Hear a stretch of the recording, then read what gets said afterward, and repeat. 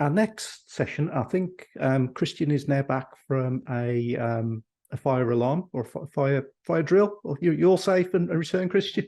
I am indeed, thank you. Yes, Okay. Paul. Right, so Christian from Somerset Independence Plus. I'll fire your slide, Christian, then over to you. Thank you very much. Thank you, Paul. Next slide, please, and then I'll introduce myself. So my name is Christian Trevelyan. I'm the Partnership Manager for Somerset Independence Plus. We provide a number of services as an internal home improvement agency with Somerset Council. We do our traditional disabled facilities grants, repairs and adaptations. We also provide a independent living officer service. So we look after clients and help clients who've got serious hoarding issues, work with mental health teams to help people with placements. We do the Ukrainian hosting visits to check the properties are up together for hosting Ukrainians and displaced persons. We also work with domestic violence, where we look at a sanctuary project to get doors, locks and safes put in for people. And we also do home safety, and our other side of the business is the energy efficiency area, which we're talking about today. So currently we're a team that's expanding to hopefully 8 retrofit coordinators. We have 2 at the moment. And their role is to provide retrofit plans for people in their homes, and also bid for HUGS funding, home upgrade grant funding, and help with our energy advice line, etc. And I'll come on to a little bit about that later. So and just in case all of you aren't familiar with retrofit, I've done a couple of slides around retrofit before I then focus on what we've delivered so far. So for those who aren't familiar, retrofit typically refers to improving a building's energy efficiency by making it easier to heat, sustain warmth from replace fossil fuels with renewable energy. So a bit that Nick was talking about just now about alternative heating, such as air source heat pumps, replacing conventional gas central heating. The issue with air source heat pumps, of course, is you have to make the property insulated, because the air source heat pumps take low background or produce low background heat, which has to build up over time. Does make it difficult for clients sometimes to understand how to use those. So as part of our service, we advise and help people to use them. And also we use monitors on the air source heat pumps so we can see how they're using them and how they're maintaining their heat. But again, you know, like all councils as well, there's a climate emergency. So part of our work is about carbon reduction, and we measure our carbon reduction through the measures that we're putting in through monitors. And we also do follow-up customer surveys and questionnaires to see how they're getting on. And we do case studies so that we can work with the NHS to prove the health benefits from the work that we do. So global warming, as we know, is on the rise, and the energy crisis is only getting worse. I know they've changed the cap recently, but we know anecdotally and evidence is proof in the pudding, really, that people are really struggling to continue to heat their homes. So we need to do everything that we can to make people's homes energy efficient. Very much retrofitters we see as specialists who advise and assist people to make their homes energy efficient, both living warm and comfortably in their homes. So what we do is the fabric first approach. We look at trying to make sure that we put in insulation, improve windows and doors, improve the air tightness of the building by removing drafts, and also improving the roof insulation. What we do, or we just embarked on, is a retrofit plan for every person who's having a disabled facilities grant. So this year we will have delivered 500 disabled facilities grants. We'll have done our first 60 retrofit plans for those 150, because we've only just started with the project on retrofit plans. And our work involves the technical officer going ahead and doing the DFG with the OT and the client. Alongside that, our retrofit coordinator will come along and do the plan and ensure that it doesn't interfere with the priority of doing the DFG. So the two will work alongside each other, or they'll be done separately, but with some of the installs required under the plan done under the DFG, if, for example, it's an extension, so that we can try and improve those properties. We also look at external wall insulation. We do a lot of samples around insulation, because what you tend to find, and you can tend to take it for granted, is some properties that are over 30 years old, you may have already had insulation. Sometimes the beading slumps, or there's damp coming in through the wall ties, etc. In which case then all that has to be removed and refilled. So we always take the approach that we always need to test the insulation and whether it's still complying at the time we do our plan. So insulation, we look at with external wall insulation. We've got external wall insulation experts, which are able to clad insulation to the outside, and then to provide external cladding on top of that, so that we can ensure that the insulation is waterproofed and retained. We also do a lot of cavity wall insulation, which is usually fill with beads or typically other options such as solid wall, where we are making considerable alterations to the exterior, and internal wall insulation as well, where we are looking at stud walls and insulation backed plasterboard to bring the property up to the standard. But then we also have to look at the flooring as well, and how we insulate the flooring, because many floors are suspended, for example, particularly Victorian terraces. So we have to look at how we can put the insulation under the floorboards. The old way used to be considered such as chicken wire and insulation wool, but that doesn't take it anymore in terms of past 2035, which is the standard now for insulation. So we have a new proprietary form of insulation which can be placed underneath, and then the floorboards placed on top, with also a membrane in between, so that we can stop any interstitial transfer of condensation, which results to mold. And then windows and doors, we always look to try and replace windows and doors where we can. We do get into issues with listed buildings, and we're producing a new listed buildings guidance for properties in Somerset, based on heritage guidance, and also what many other local authorities have also done as well. In which case, a lot of instances we have to use secondary glazing. But where we've got stone mullions, which there are a lot of in particularly in South Somerset area, then we have to do a sort of a sympathetic drill into the mullions, and then we provide a certain type of wall plug, which again is sympathetic to the mullions, in order to accept the secondary glazing. But we do have a lot of issues around listed buildings. We have to be very sympathetic to them. But also we've got to think about condensation in mold as well, and making sure we provide plenty of trickle vents, etc. And air tightness, which I touched on early on about air source heat pumps particularly. For many who are familiar, that's okay. But if you're not familiar, we have to do a pressure test, whereby we pressure test the home to see if it meets the minimum standard for air loss before we're able to install a heat pump. I know you probably may hear stories about heat pumps being installed in properties maybe that aren't so well insulated, but I think, as Nick said earlier on, with the cost of electricity, it's really a no-no, because you are going to cause an increase in energy bills as a result. So we will only install air source heat pumps if they pass the air source, the airflow test, the pressure test. And also it's important to also still have some airflow, because what you don't want is a condensation build-up, which can lead to physical ill health, pulmonary issues, and so forth. And finally, the roof. So need to look at the roof as well, because major heat loss comes through the roofs. And recently we provided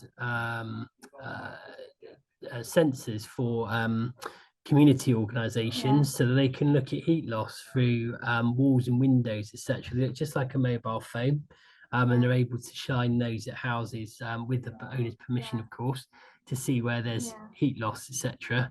And surprisingly, or not surprisingly to some of you, 25% of heat loss comes through the roof. And that's probably sometimes through poor roof design, not just necessarily insulation. We come across many properties that have had rock wool or other forms of insulation put in, and they've put them between the floor joists, but then because they haven't put them across the joists either, in a lattice sort of formation, then you find that you still get the heat loss through the floor joists. So it's important in properties that they're insulated properly. And in some properties you can insulate from the roof trusses. However, you have to be very careful with that, because again you get issues with condensation. And likewise with rock wool and other forms of insulation, you have to make sure that the roof void is well insulated around the edges. So how did Somerset Independence Plus, how do we assist residents in Somerset? So we have our home upgrade grant. So hopefully quite a few of you have been in touch with your local authorities and you're aware of the home upgrade grant. We've worked very closely with the Centre for Sustainable Energy to deliver several HUG schemes. Home upgrade grant is a grant available by government that local authorities can bid for, which is for delivering energy efficiency measures in homes that are not council houses. So registered providers in the first round, but not now in this second round, but certainly homeowner occupiers and private renters.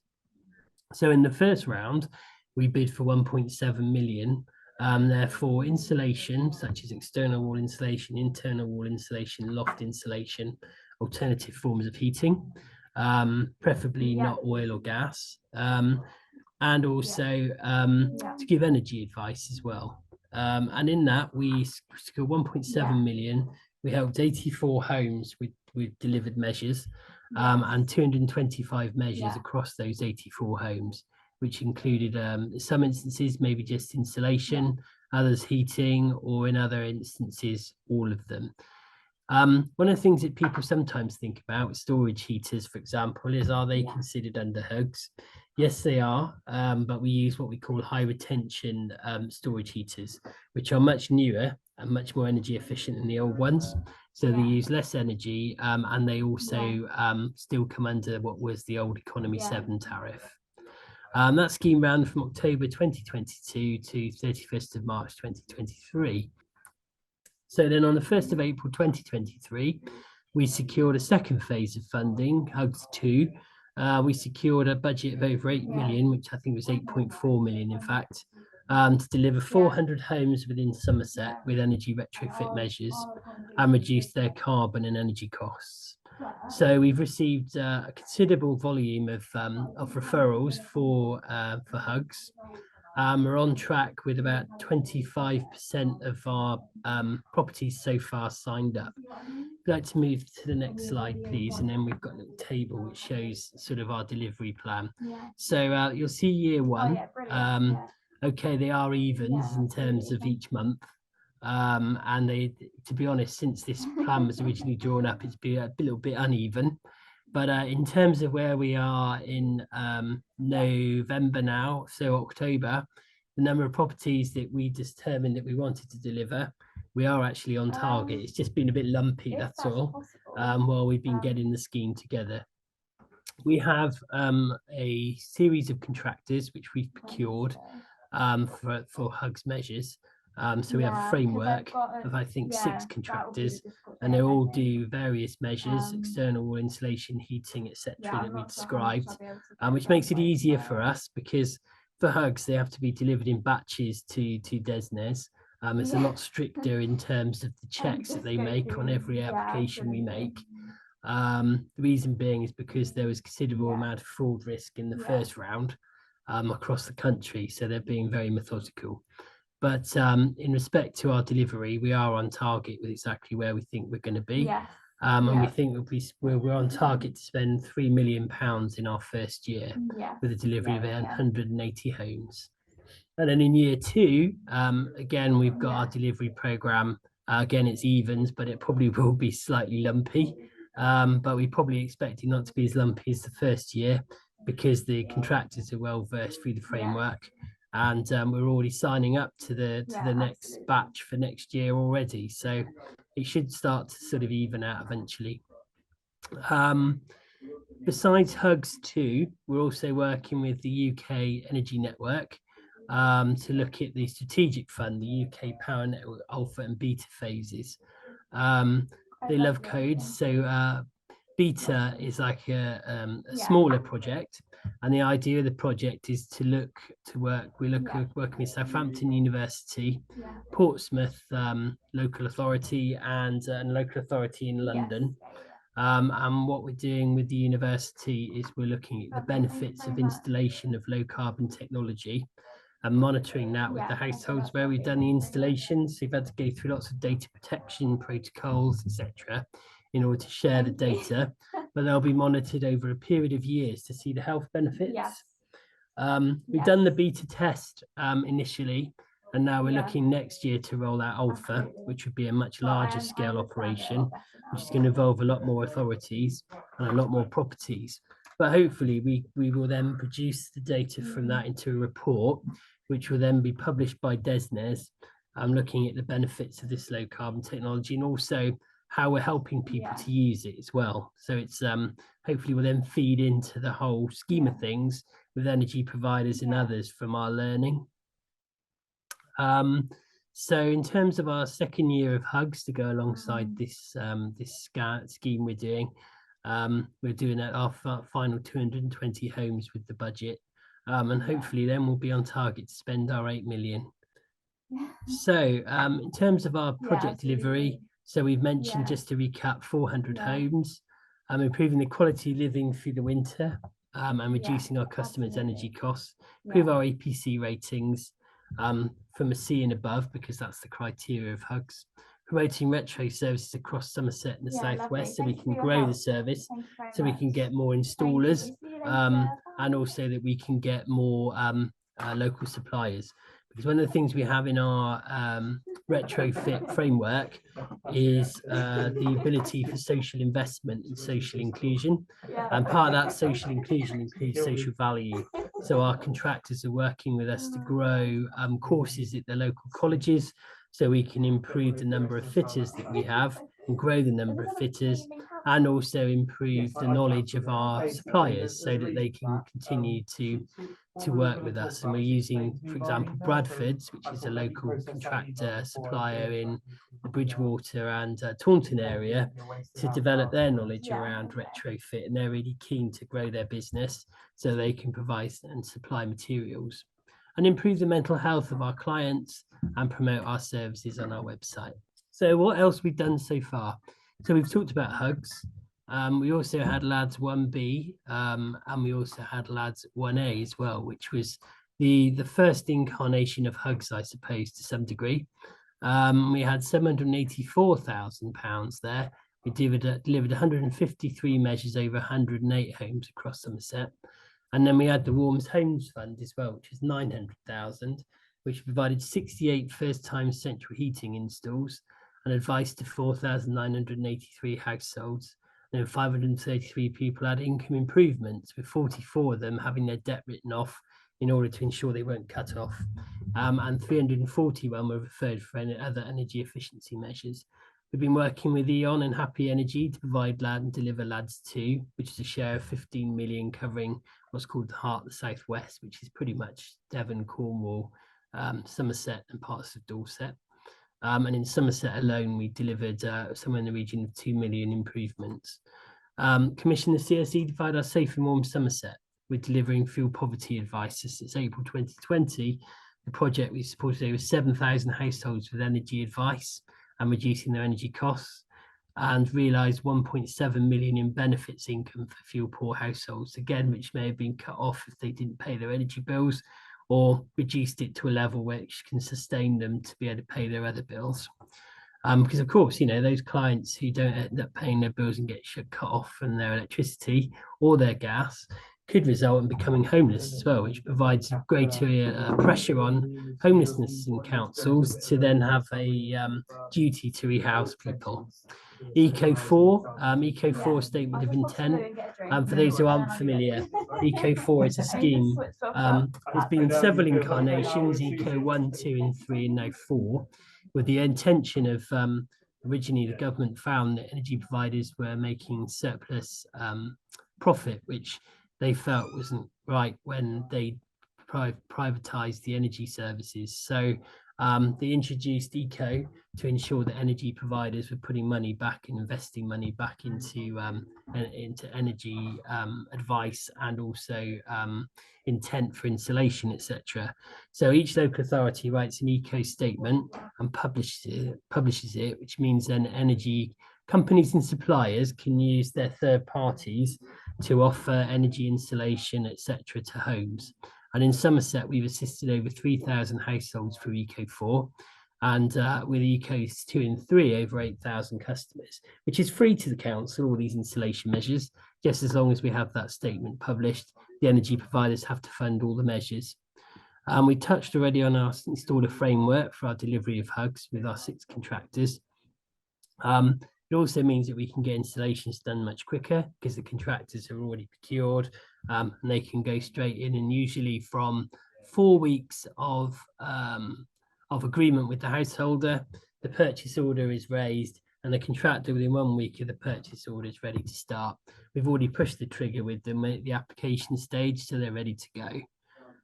We trained in-house retrofit coordinators, with 2 others being trained at the moment, and assisting with supporting the council housing capital asset team with its social housing decarbonisation fund, which is worth around over 3 million, I believe, will help over 80 plus households. And also we've begun the process to provide 2 retrofit show homes as well. One is almost complete and will also form part of our the UK Energy Network scheme that I touched on earlier, which is part of beta. So when we put the household in the home, we'll be able to measure their energy consumption. But also in that scheme, we've been taking videos and photos for each stage of the retrofit process, so that when it is occupied, we can use it for training material and demonstrate to others. We couldn't leave it empty once it is a show home because of voids penalties, because it's one of our council houses. I think it's just any questions then. Thank you very much. Thanks, Christian. There are a couple in the Q&A box. So what's your kind of experience with air source heat pumps? Have you had to make considerable adjustments to existing kind of radiators and pipe work, or how does it work in practice? Yeah, okay. So if they've had for most households that have got older systems, we've had to replace the pipe work, etc., because the old pipe work wouldn't be suitable. So we've had quite a few properties that have got hot water source through their through log burners, multi-fuel stoves, etc. Invariably, that wouldn't be suitable because of maybe where the boiler is situated in the room. So you'd have to divert all the piping, or some of it's micro bore. Some properties have had much more recent installations. When I say recent, in the last 5 years, we've been able to reuse the pipe work. But invariably, quite a lot of it's in quite poor condition. And because it has to be pretty efficient at transporting the hot water around from the original air source, most others have to be replaced. Okay, so how much in total does a kind of a air source heat pump installation cost, kind of on average? Okay, so at the moment, an average install for just the air source heat pump is coming in the region of 10,000. But if we're looking at the air source heat pump plus the heating cylinder as well, because for those who aren't familiar, and apologies if I missed part of Nick's presentation, but air source heat pumps have to have a hot water cylinder as well. That causes us issues because some households can't accommodate hot water cylinders. So we have to, instead of putting air source heat pumps in, we have to look at higher tension storage heaters. But you require the cylinder, then the high storage hot water radiators as well, because you have to replace the radiators. You could be looking at somewhere in the region of 18 to 20,000 pounds without any insulation measures. Right, so that's quite a bit more than the £7,500. Yeah, no, definitely. Yeah. So, and how does it work alongside kind of the DFG applications you kind of mentioned, where you've done something in parallel? Does that delay things, or is it kind of fairly slick process into doing them alongside? Yeah, okay. So usually within a week of the referral, so invariably, because probably like many local authorities here or home improvement agencies, some of you may have a waiting list, which we unfortunately do at the moment. Our retrofit coordinator will have already done the plan before we get around to actually doing the survey of the home for the DFG. But what we tend to do, if we take an extension, for example, then our technical officer would go in and survey for the extension. And then because with a lot of our extensions, we have to extend the central heating package, radiator into the extension, etc. What we would do is we would plan for the air source heat pump. So we've got one at the moment where we've put in a new high storage radiator, which can take, the radiators can be used for gas central heating as well. new piping, so it meets the standard. So that then's taking the hot water from the main gas boiler. But then when the rest of the retrofit is done, which is going to involve considerable insulation to the main part of the building, what we're doing is we're making sure that the extension is well insulated under building regulations, but to pass 2035. And also the join to the building, we're making sure that meets past 2035 as well before the main building is insulated.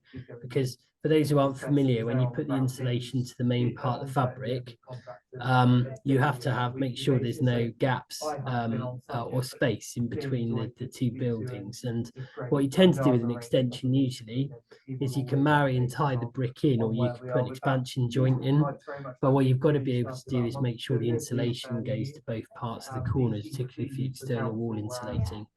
So we will ensure the extension's up to the standard, ready to accommodate the rest of the retrofit when it comes later. So that's kind of how we do extensions.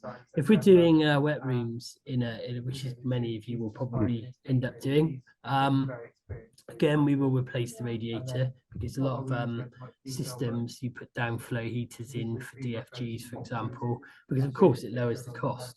But also we have to consider also where we put ventilation, because it can be quite easy to knock a hole in the wall, put the air vent in, and away you go with mechanical ventilation. But again, that might have issues around past 2035 qualification under retrofit. So what we have to do is we use slightly different air vents so that we can ensure that you've got some form of air tightness for when your heating provision is changed. So you've just got to be acutely aware that everything you're doing has got that in mind. And all our technical staff have had very basic retrofit training, so that they are aware when they're thinking about their scheme, what other environments are around them, so that when we do the retrofit, we're able to do it. The opposite is true of where energy retrofit measures have already been done, because over time, we hope lots more properties will have already had retrofit before clients are disabled, or have a disabled need. So again, when you have clients with disabilities and you're having to do a bathroom, the worst thing you want to do is just do it conventionally as you would always do, without thinking about retrofit, i.e. how you're affecting what's already been done. Because if you've got external wall insulation on a property that's up to that standard, and then again you knock a hole in the wall, what effects is that going to have on the measures that are already there? You could increase the amount of air flow, which could then affect the background temperature of the house. You could bring in additional drafts. You could also affect the external wall insulation, particularly as it's quite sensitive, because conventionally you've got your render on external wall insulation with your cladding to the inside, and usually that's a hard form of insulation board, and that could be damaged. So you have to be very careful, and you have to use certain types of drill bit to better put those holes in the wall. So you just got to be acutely aware of everything you do, really, whether it's pre-retrofit or post. Great. Thank you, Christian. Thank you for your time today. And there's a couple of questions in the Q&A box if you've got a couple of minutes just to look at those. But thank you for the update. That's all right, no problem at all. Thank you, Christian. Thank you, Paul.